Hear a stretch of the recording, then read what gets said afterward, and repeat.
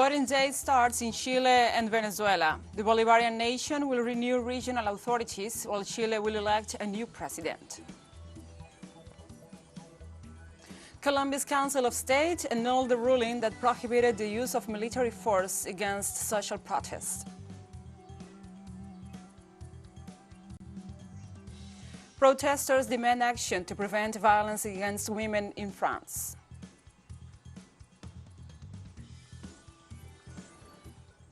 From the headquarters of TeleSUR English in Havana, Cuba, this is From the South.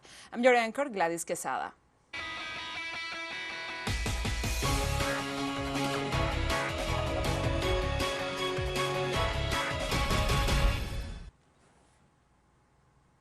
Now we begin with the news. Venezuelan citizens began to go to the polls this Sunday to elect governors, mayors, legislators, and councillors under strict sanitary protocols to avoid COVID-19 infection. Nearly 30,000 polling stations opened their doors at from 6 a.m. local time and will be receiving the vote of citizens until 6 p.m., although the law establishes that if at the time there is a large number of voters, they must wait until they vote. The National Electoral Council informed that more than 21 voters are qualified to participate in the mega elections. A total of 70,224 candidates ran for the 3,082 positions that are in dispute this Sunday among mayorships, governorships, and municipal councils. In addition to the candidates of 20 indigenous organizations, which will choose their authorities 5 days later on November 26.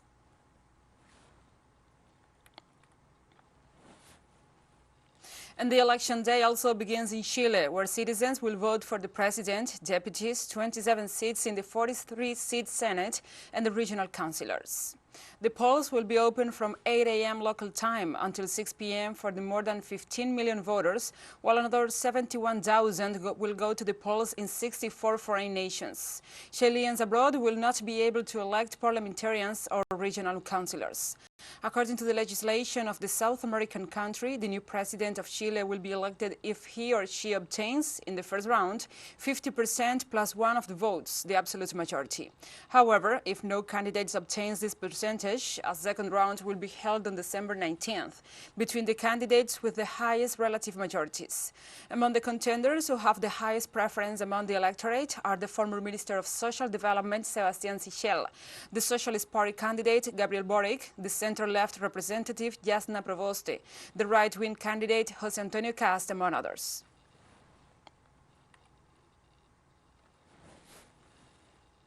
And surveys conducted by Chile's National Institute of Youth indicate that this Sunday's elections are likely to see a high voter turnout among the young people for the first time. According to a survey, 61.4% of these age groups is interested in politics. On the other hand, the same survey confirms that the intention to participate in these elections is 77%. In both cases, the numbers showed an increase of more than 50%, which could suggest that these elections will be defined by the youngest sector of the electorate.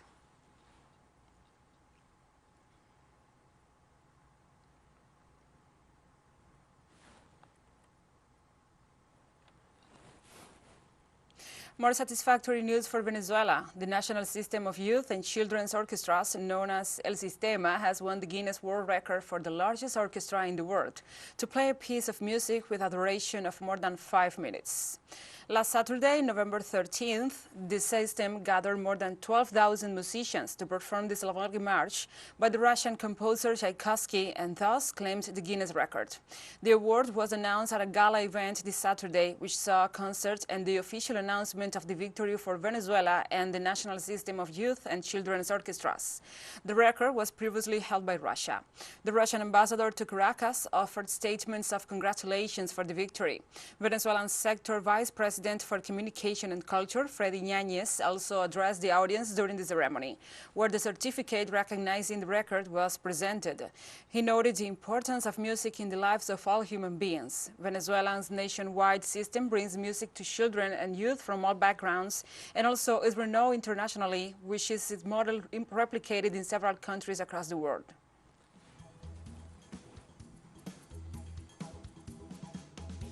And we'll be right back after this very short break, so don't go away.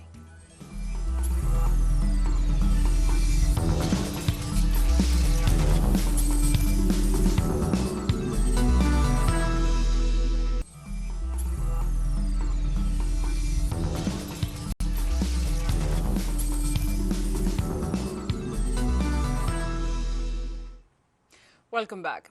Second Deputy Prime Minister of Spain and Minister of Labor and Social Economy Yolanda Díaz praised former Brazilian President Luiz Inácio Lula da Silva as an example for the struggle for social justice and global democracy. The comments came after the Spanish minister met with the former president on Friday, whom she describes as a human rights advocate. During his visit to Spain, which comes as part of a tour of several European countries, Lula also met with Prime Minister Pedro Sánchez. The two politicians discussed issues related to the pandemic, climate change, and economic recovery. Sánchez reiterated his commitment and solidarity with Latin American and Caribbean nations as they work to recover from the impacts of COVID-19. Lula regained his political rights in March after the Brazilian Supreme Court overturned his convictions. Although he's yet to confirm his candidacy, there is great expectation surrounding his possible bid for the presidency in 2022.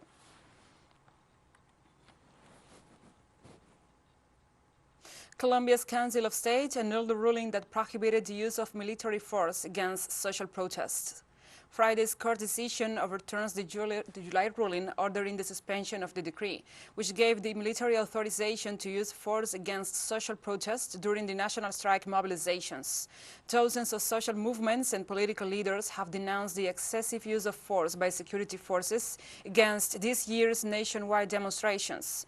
According to data from the Institute for Development and Peace Studies, there were over 1,600 arbitrary detentions, at least 346 disappearances, more than 1,200 people wounded, and 41 cases of homicides allegedly committed by police officers related to the national strike mobilizations in Colombia.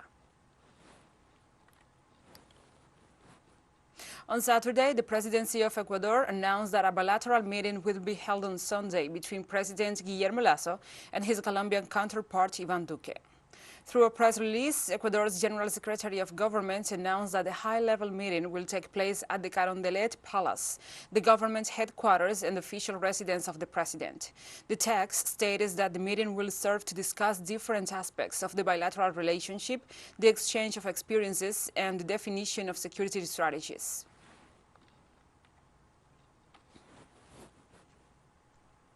Thousands of protesters marched on Saturday through Paris and other French cities to demand more government action to prevent violence against women.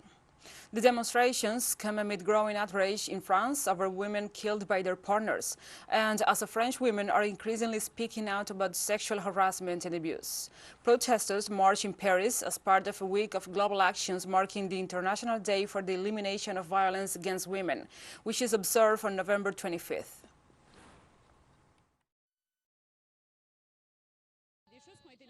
We're always putting the blame on the women. What we forget is the phenomenon of beating one's grip is something that is slowly put into place by seduction. We prevent the other from having access to reflection, and little by little, it's like a spider that surrounds you in its web.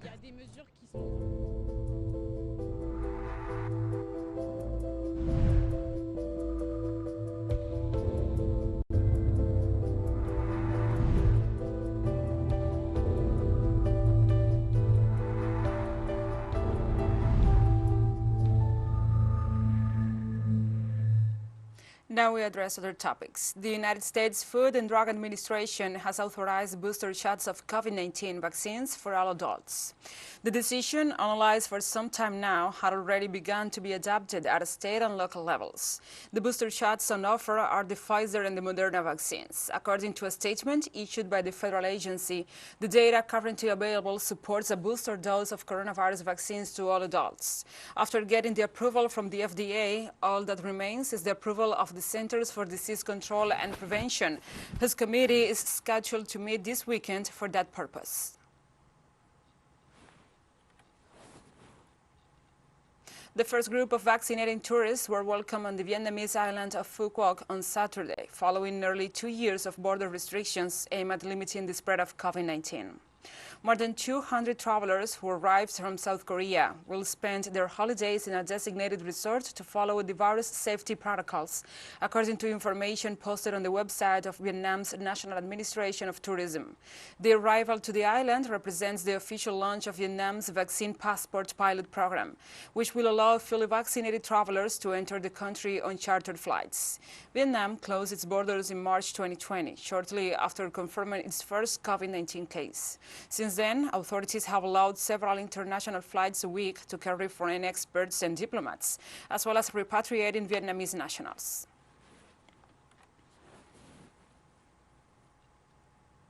35 Italian volunteers between 19 and 59 years of age are visiting Cuba to take part in the clinical trial of the Soberana Plus vaccine. The trial aims to evaluate the vaccine in people who have recovered from COVID-19, as well as those with no history of the disease but who have been immunized with other vaccines. From Havana, our correspondent Fabiola Lopez brings us the details.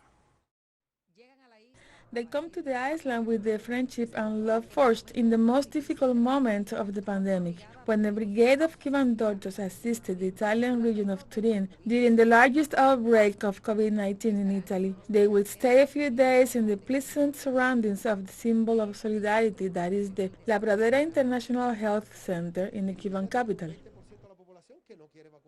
In Italy, 20% of the population does not want to be vaccinated, and when we announced the possibility of enrolling in the study, 240 people registered in 3 days. We won't see that very often. There is confidence in Cuban science and medicine. I am confident because it is a public vaccine and has no market interest in seeking economic benefits, and I am also confident because there is technology that has been used for a long time. It is not something experimental like the Western or North American multinationals, and I am confident in the studies that have already been done in these months and the results and statistics of Cuban medicine.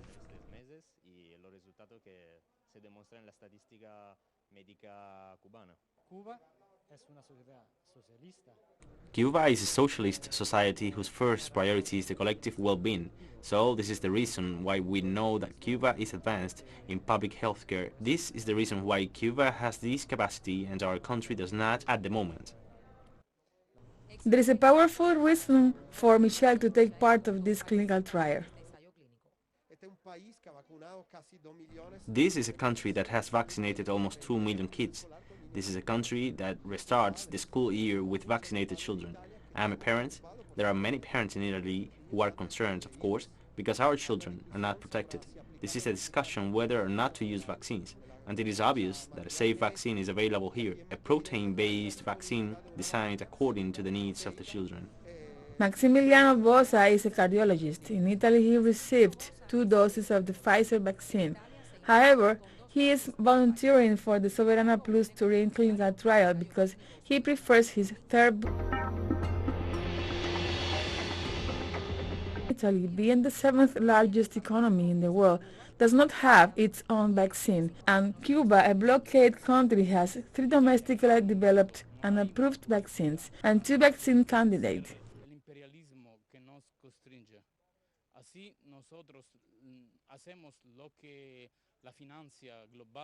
In Italy, at the moment, there is no policy to defeat the imperialism that oppresses us. We do what global finance tells us, what the United States tells us.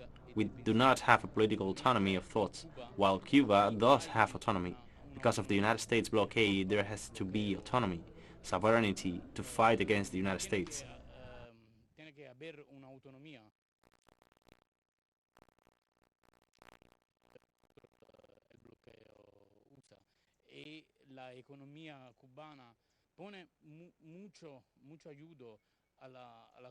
Soberana project leader Dr. Bencomo explains that the vaccine like Pfizer and Johnson & Johnson generate immunity, but this does not last very long.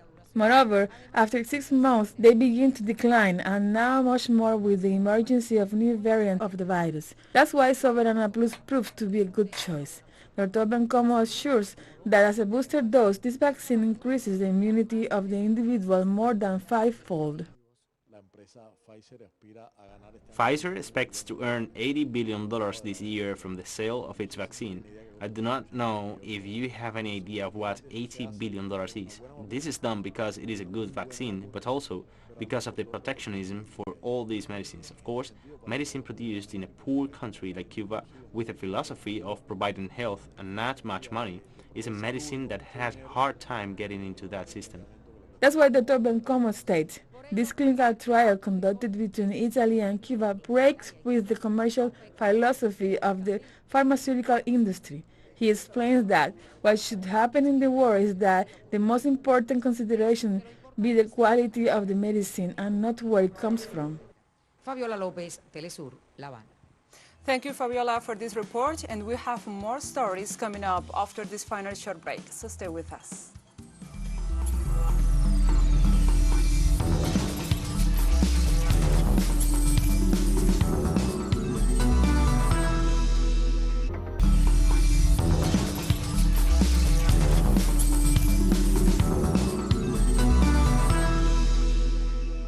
Welcome back to From the South. Burkina Faso saw protests on Friday against the passage of a large French army convoy on its way to neighboring Niger. Thousands of people demonstrated in Kaya, the capital of the north-central region of the country, blocking the convoy as they denounced the French military presence in the Sahel region. Protesters said that the French presence represents a recolonization of Africa. Coming from every coast and bound for Niger, the advance of the convoy had already been blocked on November 17th and 18th by demonstrators in several parts of the country, with security forces using tear gas to disperse the crowds, according to a spokesperson for the Coalition of African Patriots of Burkina Faso, which called the protests. What do they carry? What do they take with them every time they leave for the Sahel? What we want, today they are not going to pass. Even if we are going to spend 2 months here, we are set. We are not going to move. We do not want to negotiate. We are not asking them for anything.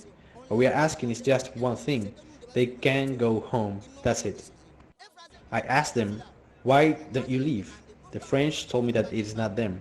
It is Emmanuel Macron. If Emmanuel Macron gives them the order to leave until they get it, they will stay here. That's it. We don't take orders from anyone. We are only here for ourselves.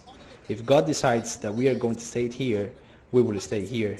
This is Faso, motherland or death. Now we continue. Women gathered in the Ethiopian capital on Friday to donate food and blood for the Ethiopian National Defense Force as the conflict in the north of the country continues. The fighting broke out in the northern region of Tigray last November following attacks on army camps by the Tigray People's Liberation Front, which has since advanced beyond the region and is threatening to take the conflict to Addis Ababa. Meanwhile, envoys are attempting to broker a ceasefire and peace deal to bring the conflict to an end, as humanitarian crisis looms in Tigray.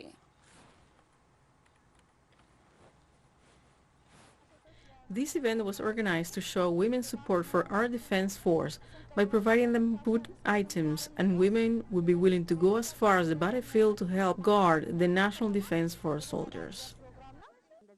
I am donating blood to the injured soldiers so that we can give our blood to those who spill their blood in combat. I swear to Allah, I am delighted to donate my blood. Around 1.5 million ETB worth of food of non-items were supplied for the Ethiopian National Defense Force who are struggling for us. And the protests continue in the Sudanese capital Khartoum, days after a deadly crackdown on demonstrators. The protesters took to the streets to demand last month's military takeover and demand a return to a civilian-led transition. Friday's march came days after security forces opened fire on thousands of anti-coup protesters in Khartoum and its twin city of Omdurman, killing 15. The military seized power on October 25th, dissolving the transitional government and arresting dozens of officials and politicians. The coup has drawn international criticism and massive protests in the streets of the capital and elsewhere in the country. Iran's Revolutionary Guards said on Saturday they had seized a foreign ship in the Gulf waters loaded with what they described as smuggled diesel. Guards Commander Ahmad Harian said the ship's 11 crew had been detained, but did not give details on their nationality or identify the ship. He also informed that more than 150,000 liters of contraband diesel were seized and the 11 foreign crew members were to be brought before a court. The incident comes in the wake of a series of attacks on commercial vessels in the sea lanes serving the Gulf, where a large portion of the world's oil is produced and shipped.